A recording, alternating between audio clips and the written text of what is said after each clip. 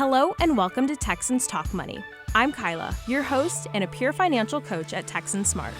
Every episode, we will be joined by another peer financial coach from my office, where we will be navigating all the roads on how to handle your money as a college student. So sit back and get your wallets ready to be Texan Smart. Hello, everybody. Welcome back to Texans Talk Money. This is Kyla, and today we are going to be diving into how to create a budget. Today, I am here with Kez. Kez, tell us a little bit about yourself. Hey guys, so I'm Kez. I'm a PFC here at Texan Smart. I am a sophomore. I'm a marketing major with a minor in digital media. Ooh, fun. So what brought you to Texan Smart? Why are you a PFC? If we're being honest, I need help with my finances anyways. Just like you, just like anybody else, I think finances is a really hard subject to grab the concept to. And the more you learn, the more you can teach. That's really good. So let's get into the meat and potatoes of what this episode is all about today. We are going to be talking about why it's hard to stick to a budget, how to get one started, and a few tips and tricks to help you stick to that budget.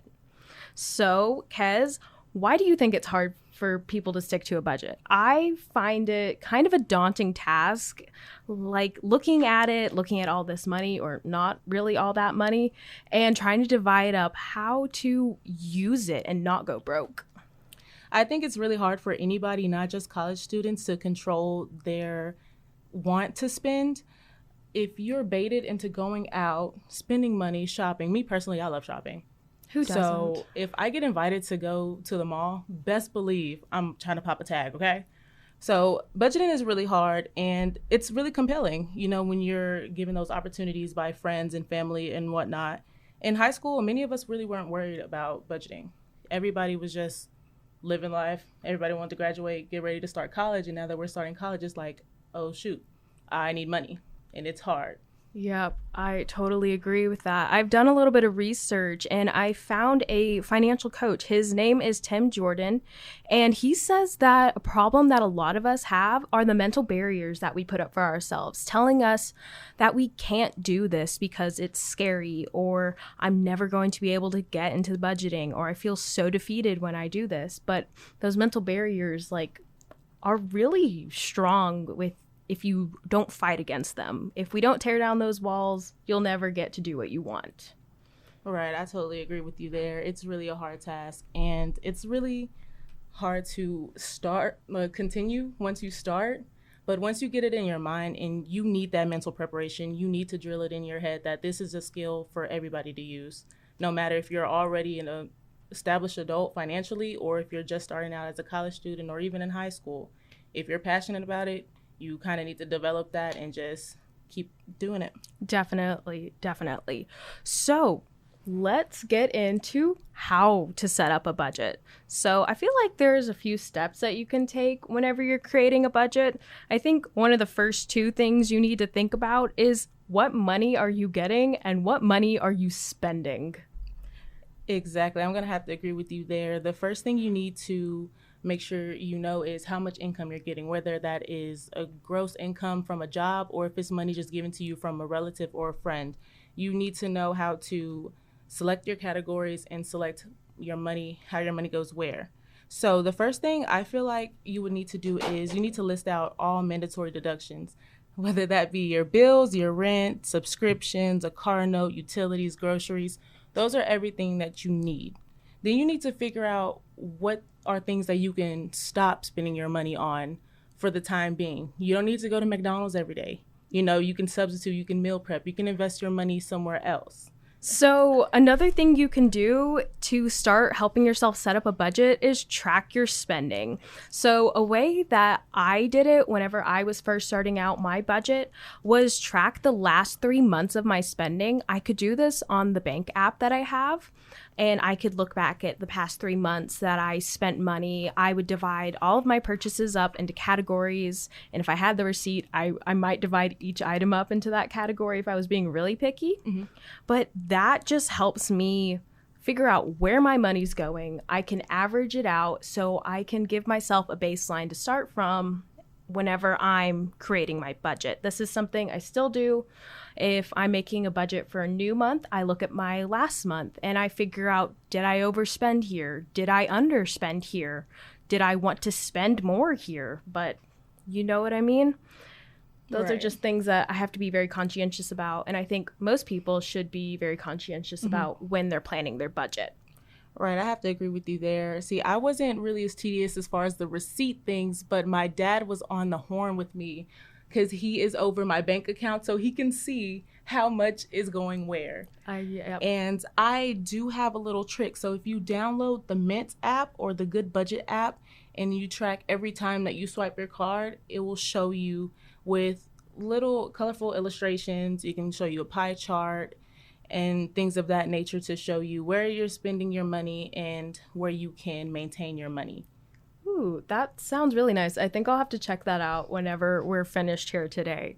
So I think after you've set it up, you've figured out how much money you're spending, how much you're going to average it out, we need to make some set goals here. Don't you agree? Right. So these aren't just going to be like simple goals like, I just want to save money. I don't know, I just want to spend money here, don't want to spend money there. We want some concrete goals.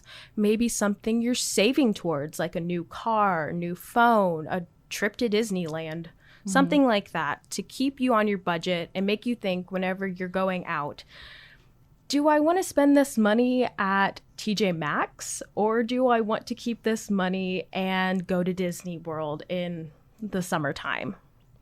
Exactly. You definitely need to know what's a better investment. Going back to the little grocery thing and meal prepping, do I want to sit up here and swipe it at Sonic? Do I want to go get a 4 for $4? Do I want a biggie bag? Or can I just go get some lunch meat and make sandwiches? It might not sound like the best option, but you're saving money in the long run. If you want that iPad, save for that iPad. But sometimes unexpected things happen in our budget where sometimes we need to pull more money into a certain category. So say if something happened to your car and this is an unexpected expense. So now you have to adjust to your original plan and you need to find out how to weigh your options here and what's more important. That's a great point. Adjusting your budget is something that you should maybe not be doing constantly, but you should be doing it every so often if you have something come up in your budget.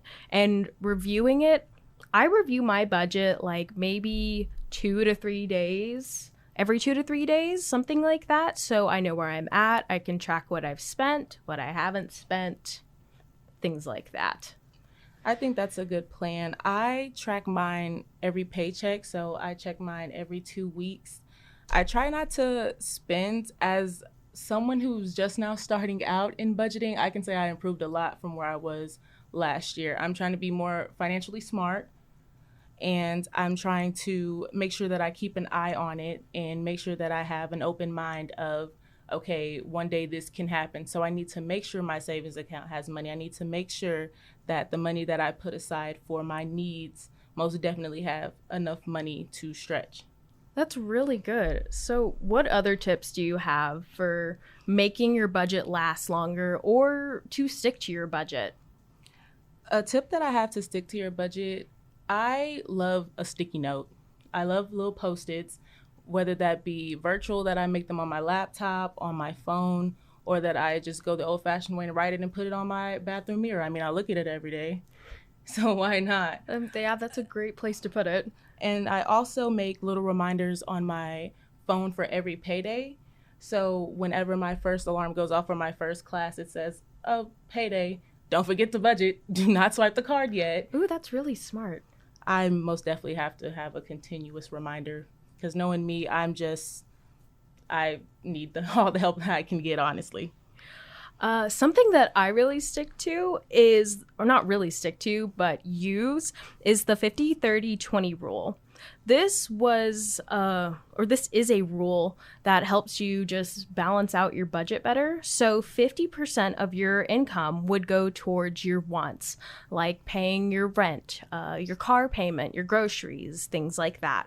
30% of your money would go towards your wants, entertainment, eating out, buying the things that you want or that are in your Amazon cart still that have been there for a month. And then 20% of your income would go to your savings. I use this whenever I plan it out. I don't stick to it per se. I like using it to get a guideline or a base down, and then I adjust my money accordingly to how I would use it. Right. The 50-30-20 rule, I can say that I kind of do that, but I have to adjust because I know that sometimes the numbers can freak you out and you're like, oh, I'm not going to have any money left over. But if you continuously do it and you condition yourself, then you can always adjust the numbers. I know a lot of people would rather see in their checking account the full check rather than seeing nothing and your savings have all this money and you're really tempted to dip in there. But once you get a solid budget going, it's going to be like second nature to you to keep budgeting because you want to make sure that you're going to be a well-established adult. Yes, I totally agree. Another point that I didn't really come up with it, but I found it on YouTube, and forgive me, I don't remember who said it, but I thought this was a great tip. Have buffer dollars in your budget. This is money that you don't plan on spending, but it's there if you need to spend it. Just having that little gap of maybe 30 or 50 or however much you think you might need, having that there to use in case you need it is such a great thing. I budgeted out within my needs just because it seems like something that you might need at some point. I use $30. I tap into it every once in a while, but I don't use it that much. I have something going on kind of like that. I'm really more of I would rather swipe my card person, but I know sometimes cash would be a lifesaver. Sometimes, things happen, say if your card gets stolen or if it gets cut off and you budgeted all your money out of your account, so now there's no money. If you get like a little clear folder and, you put like a little pretty label on it, like this is restaurant money, this is your fun money, this is money for your car. Sometimes that can really save you. You can always deposit cash into your account and it will just be a good lifesaver. I know it's not really convenient to some people, don't want to pull it out their purse or their wallet and then wait for the cashier to hand your change back, but it's a good idea to have in your head. I totally agree. Do you have any other tips that our listeners could use?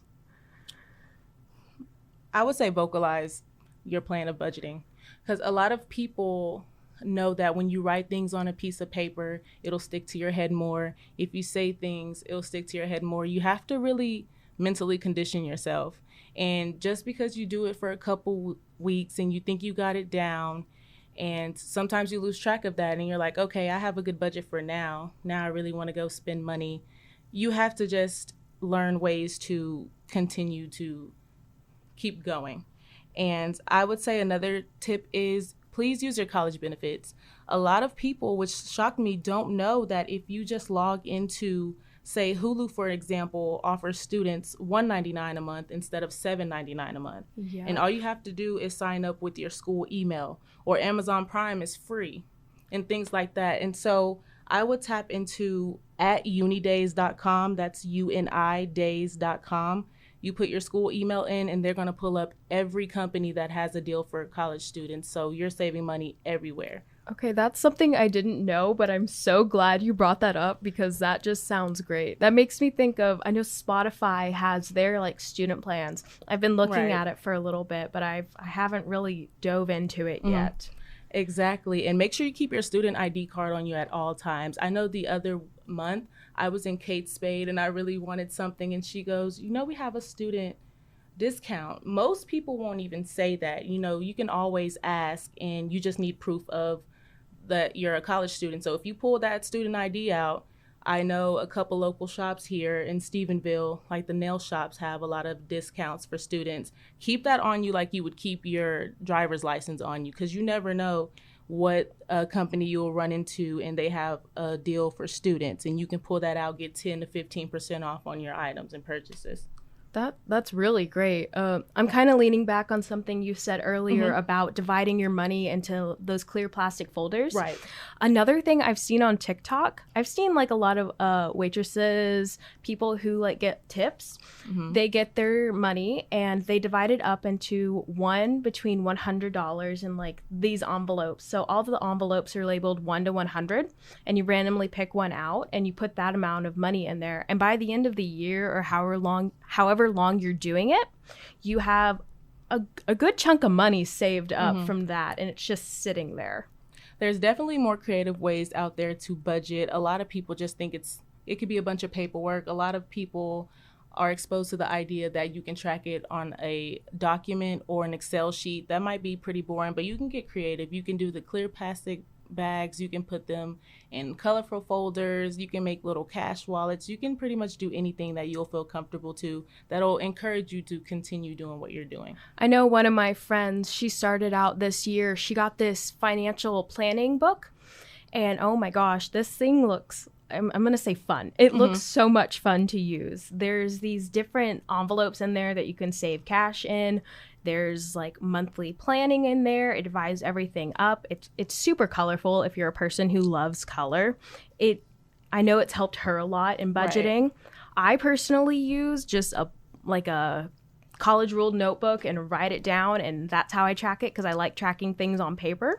I know for our office, whenever we have students come in and want to create a budget, we have a set up spreadsheet for them that we just type their numbers into for whatever expenses or income they have, and that's how we figure it out for them. There's so many different ways that you can track your budget. It's not like a one and done deal. You can do so many things. All right. I might need to talk to your friend about that book because I'm more of a creative artsy person, and I know everybody is different. So just find the method that's best for you.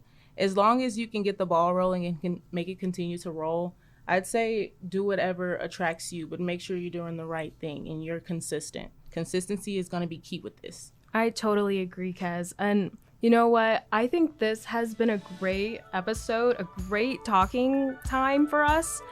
And so I just want to thank you for coming on today. Thank you for having me. Giving us all this great knowledge. And thank you, listeners, for coming and listening to more financial well-being tips. And I'll talk to you all in the next episode. And don't forget, be well, be ready, be Texan Smart. Texans Talk Money is produced by Randon Guidry in partnership with the Tarleton Radio Network.